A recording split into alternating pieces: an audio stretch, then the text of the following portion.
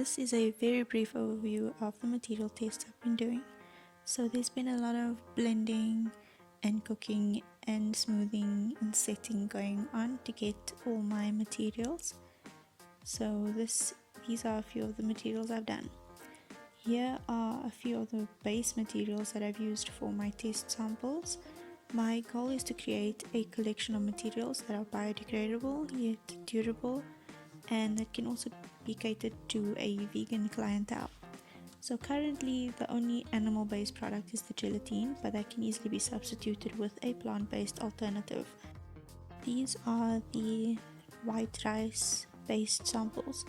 So I played around with overcooking white rice and testing out whether or not it can be used in sheets.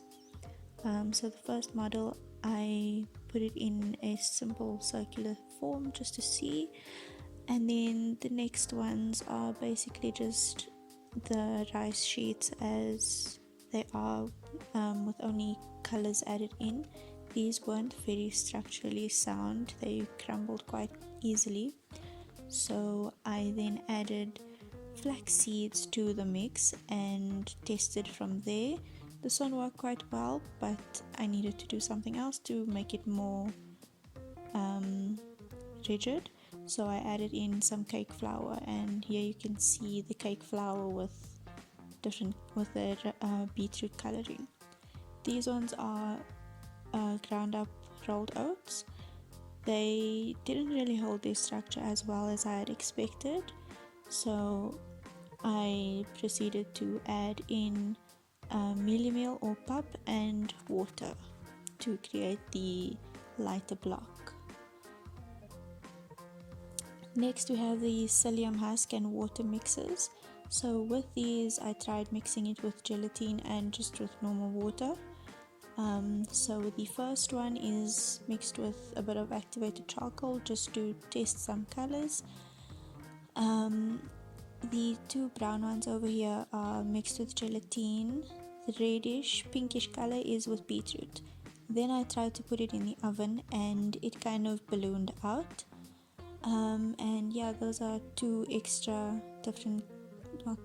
colors that I added in to get the final things. So I just thought I would show how the psyllium husk looks when it's mixed with water.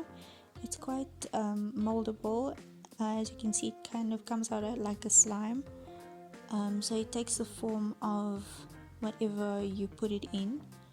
And then when this is dry, they are very rigid and they can easily be sanded down to a very nice smooth finish. Next we move on to the brown rice samples. So these didn't work out as well. As you can see, they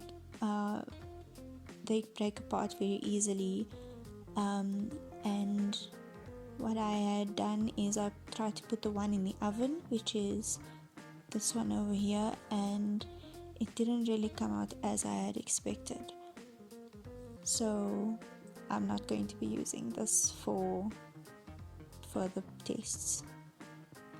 Next I tried a chocolate whey protein as a mix with the psyllium husk.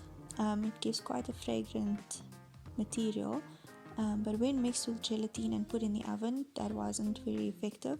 So I found that with this test, air drying was the best. The psyllium husk mix only that went into the oven didn't quite get very rigid. So from here, what I'm going to be doing is working on a kombucha leather. Those are currently drying out now, and I'm experimenting with different funguses, so using mushrooms with sawdust and seeing how it would form into a specific mold that I've created. So that's my research thus far.